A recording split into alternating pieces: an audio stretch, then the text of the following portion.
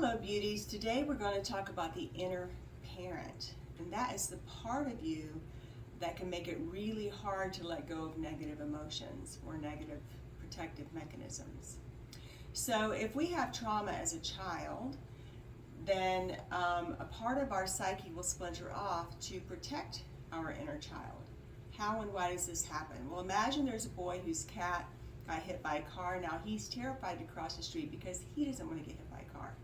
Well, if he's always too scared, he won't get hit by a car, but then he can never go anywhere. So until he learns how to safely cross the road, like has the higher wisdom, you could say, like going to a pedestrian crosswalk or look both ways, the fear does serve a purpose. It's like a default protective mechanism.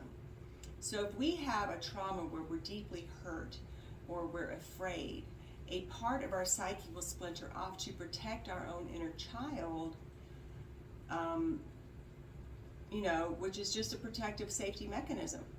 But it's a very harsh, hypervigilant type of protection, right? So it's like, look over your shoulder, don't let your guard down, walk on eggshells. And this can create a generalized anxiety because we never feel safe. They did some really awful experiments with monkeys where they put them in a room with tiles where they could administer shocks. And when there was a pattern, the monkeys could predict and protect themselves. But when they started administering the shocks randomly, the monkeys really just kind of lost their minds and started self-mutilating.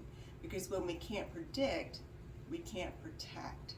So this internal parent is trying to keep you safe, even though there may actually not be anything dangerous going on in your environment, but it's trying to protect you and keep you safe because it was so unpredictable back then, and it's always waiting for the other shoe to drop, always waiting for something dangerous to happen.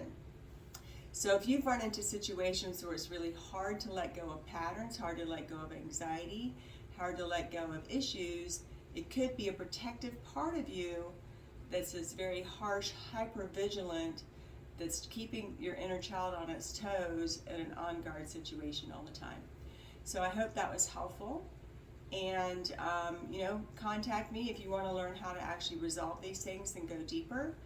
And I would love to hear from you. Hope you're having a wonderful day, and namaste.